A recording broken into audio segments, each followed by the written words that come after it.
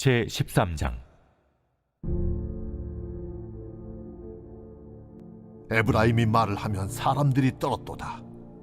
그가 이스라엘 중에서 자기를 높이더니 바알로 말미암아 범죄함으로 망하였거늘 이제도 그들은 더욱 범죄하여 그 은으로 자기를 위하여 우상을 부어 만들되 자기의 정교함을 따라 우상을 만들었으며 그것은 다 은장색이 만든 것이거늘 그들은 그것에 대하여 말하기를 제사를 드리는 자는 송아지와 입을 맞출 것이라 하도다. 이러므로 그들은 아침 구름 같으며 쉬이 사라지는 이슬 같으며 타작마당에서 광풍에 날리는 쭉정이 같으며 굴뚝에서 나가는 연기 같으리라. 그러나 애굽 땅에 있을 때부터 나는 네 하나님 여호와라. 나밖에 네가 다른 신을 알지 말 것이라. 나 외에는 구원자가 없느니라. 내가 광야 마른 땅에서 너를 알았거늘 그들이 먹여준 대로 배가 불렀고 배가 부르니 그들의 마음이 교만하여 이로 말미암아 나를 잊었느니라. 그러므로 내가 그들에게 사자 같고 길가에서 기다리는 표범 같으니라.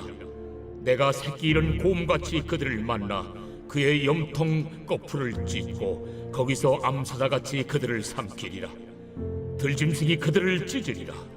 이스라엘아, 네가 패망하였나니 이는 너를 도와주는 나를 대적함이니라. 전에 네가 이르기를 내게 왕과 지도자들을 주소서 하였느니라. 네 모든 성읍에서 너를 구원할 자 곧 네 왕이 이제 어디 있으며 네 재판장들이 어디 있느냐. 내가 분노함으로 네게 왕을 주고 진노함으로 패하였노라. 에브라임의 불의가 봉함되었고 그 죄가 저장되었나니 해산하는 여인의 어려움이 그에게 임하리라. 그는 지혜 없는 자식이로다. 해산할 때가 되어도 그가 나오지 못하느니라. 내가 그들을 수월의 권세에서 속량하며 사망에서 구속하리니 사망아, 내 재앙이 어디 있느냐. 수월아, 내 멸망이 어디 있느냐. 뉘우침이 내 눈앞에서 숨으리라. 그가 비록 형제 중에서 결실하나 동풍이 오리니 곧 광야에서 일어나는 여호와의 바람이라. 그의 근원이 마르며 그의 샘이 마르고 그 쌓아둔 바 모든 보배의 그릇이 약탈되리로다. 사마리아가 그들의 하나님을 배반하였으므로 형벌을 당하여 칼에 엎드러질 것이요 그 어린아이는 부서뜨려지며 아이벤 여인은 배가 갈라지리라. 안녕하십니까 사랑하는 근수 가족 여러분, 5월 13일 근수 매일 말씀 시작하겠습니다. 오늘 본문은 호세아서 13장 1절부터 9절 16절까지 말씀입니다.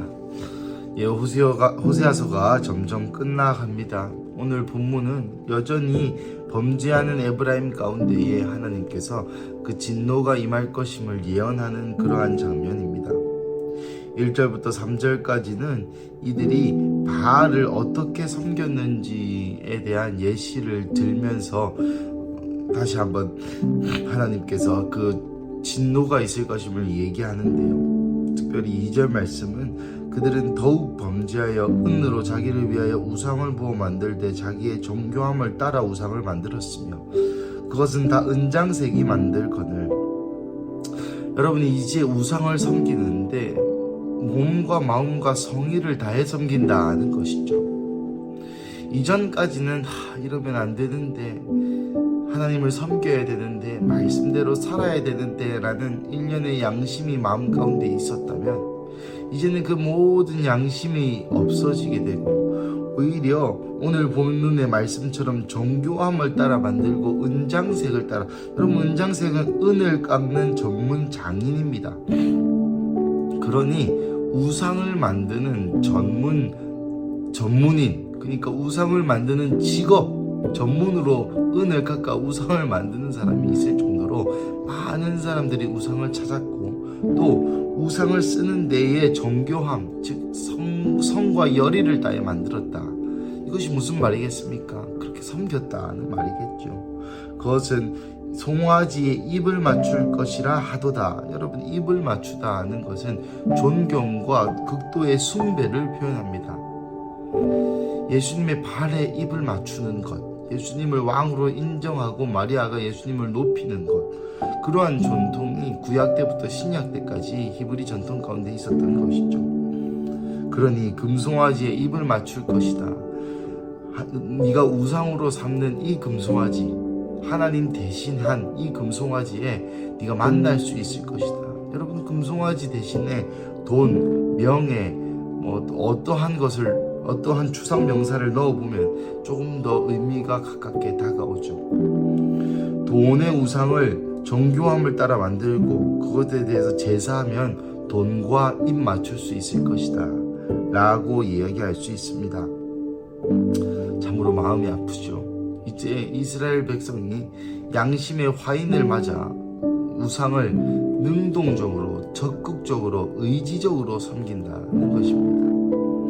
그리고 이스라엘 예법에 의하여 고의적이고 의도적이고 의지적인 죄는 제사로 넘어가지 않고 이젠 법으로 다뤄야 하기 때문에 공의의 하나님께서 이스라엘을 벌하실 수밖에 없는 것이죠.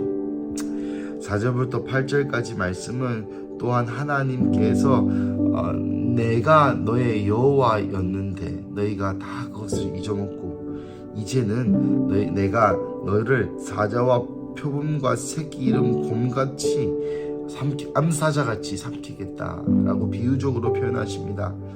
4절은 어디서 많이 본 말씀이죠. 그렇습니다. 십계명 말씀입니다. 나 왜 다른 신을 섬기지 말라라고 하신 하나님. 그래서 다른 신을 알지 말지니라. 알다는 것은 경험적인 암을 뜻합니다. 하나님 말고 다른 신을 체험하지 마라, 경험하지 마라. 어떤 문제가 있을 때에 그러한 것들에게 마음을 빼앗기지 마라. 그러한 것들에게 실제적으로 의지하고 빌고 섬기고 절하지 마라 고 말씀하고 있는 것입니다. 7, 8절에 사자는 용맹과 위엄, 또 동물의 왕이라고 저번에 말씀드렸죠. 표범은 빠른 동물의 상징입니다. 그러니까 내가 강한 위엄이 있는 존재로, 힘 있는 존재로 빠르게 너에게 나아갈 것이고, 새끼 잃은 곰, 여러분 새끼 잃은 곰이 얼마나 영어적으로는 새끼 이름 암콤을 이야기합니다. 여러분 새끼 잃은 곰은 그 누구도 이길 수 없다고 합니다. 그리고 염통의 거풀을 걷고 원어적으로 보면 그의 갈비뼈를 오픈하고, 갈비뼈에 이 케이지라 그러죠. 갈비뼈가 이렇게 갈비뼈가 있으면 그것을 오픈하겠다라는 단어입니다. 그리고 암사자같이 그들을 삼킬 거고 찢을 것이다 라고 얘기하고 있는 것이죠. 9절부터 마지막 16절까지는 하나님이 이스라엘 가운데 어떠한 재앙을 내리시냐라고 이야기하였을 때, 이제는 비유적으로 표현하기를 해산하는 여인의 어려움이 그에게 임하리라. 그러면 여기서 어려움이라는 것은 고통입니다.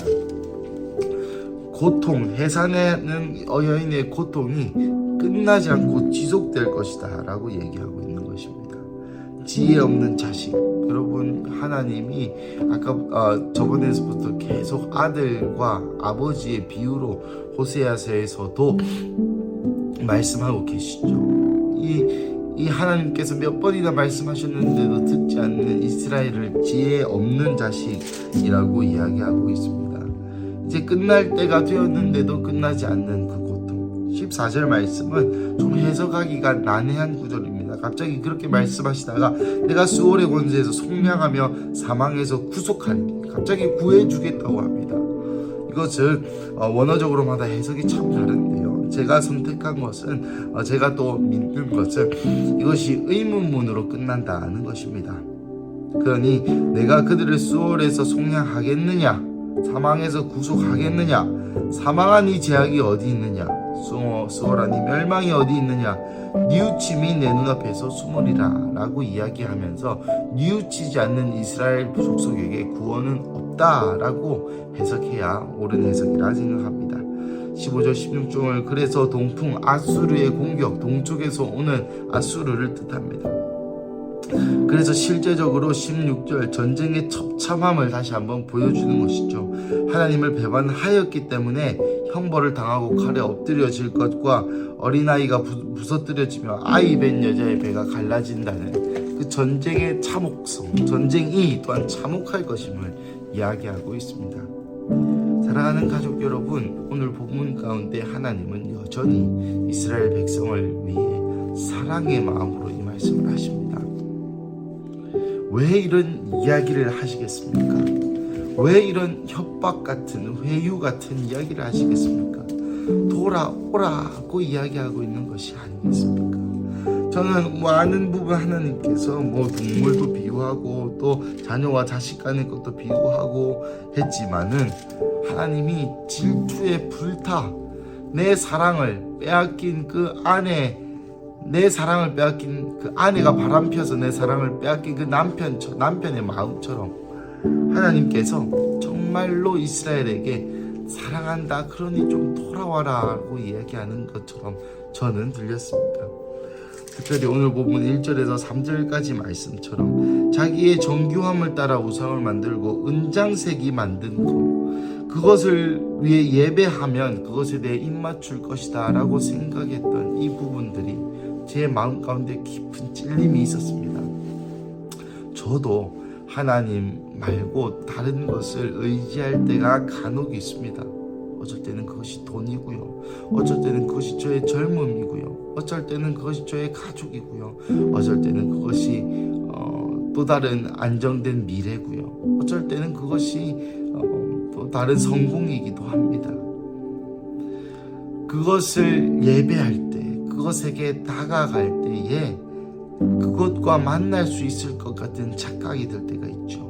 돈이 내 인생을 해결해 줄 수 있을 것 같고, 유명한 사람이 내 인생을 해결해 줄 수 있을 것 같은, 하지만 예수 믿는 자에게, 하나님을 섬기는 우리에게 유일한 답은 하나님과 예수 그리스도 그 자체, 또 성령님, 이 삼위일체 하나님 말고는 없다는 사실을 분명히 하시기를 주님의 이름으로 축복합니다. 그래서 여러분 무섭지 않습니까? 어느새 이 4절에 바로 이 10계명을 배치하여 2절의 말씀과 4절의 말씀에 극명한 대비가 있는 것을 보고 저는 놀랐습니다. 하나님이 명문화된 말씀, 즉 성경으로 분명히 무엇을 해야 되고 무엇을 하지 말아야 할지 알고 있는 이스라엘 백성 가운데 이제는 더 이상 그들의 양심의 호소에서는 안 되는 그러한 지경에 이르기까지 이스라엘이 방치되었다고 생각됩니다. 우리 안에 영적인 성전, 우리 안에 이스라엘, 우리 안에 한 새 사람, 우리 안에 거듭난 새 영혼은 혹시 어떠신지요?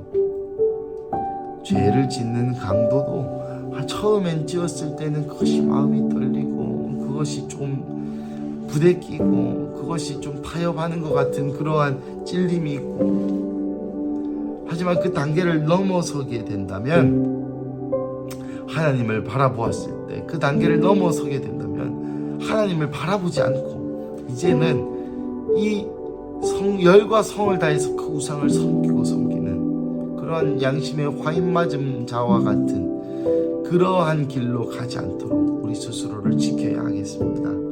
사랑하는 가족 여러분, 하나님은 여전히 그 자리 그곳에서 서서 기다리십니다.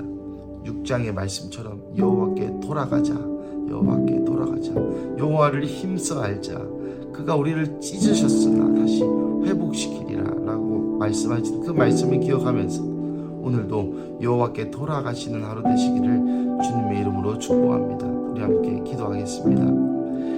사랑하는 하나님, 감사합니다. 오늘 본문을 통하여 우리에게 다시 한번 돌아오라 말씀하시는 하나님, 다시 한번 당신의 그 질투하시는 사랑을 표현하시는 하나님, 감사합니다. 하나님, 오늘 이 호세아 13장의 글이 비록 하나님께서 전쟁을 결정하시고 이스라엘 백성에게 회유하시는 또 협박하시는 듯 보이지만, 그럼에도 불구하고 이것은 협박과 회유가 아니라 오히려 질투하는 하나님의 사랑으로 인식해 되게 하심에 주님 감사합니다. 오늘도 그 하나님께서 주신 사랑에 기대어 기도하는 것은 하나님 우리의 인생을 다시 한번 돌이킬 수 있는 그러한 은혜를 부어 주시옵소서. 그래서 우리가 오늘 본문의 말씀처럼 우상을 마음과 열과 뜻을 다해 섬기는 자, 양심에 화인받은 자가 되지 않게 하여 주시고, 마음과 뜻과 정성을 다하여 내 하나님 여호와를 사랑하라 하시는 그 말씀에 순종하여 여호와만을 사랑하는 우리 근속가족 여러분 되게 하여 주시옵소서. 주님 감사합니다. 이 모든 말씀 살아계신 예수님의 이름으로 기도드렸습니다. 아멘.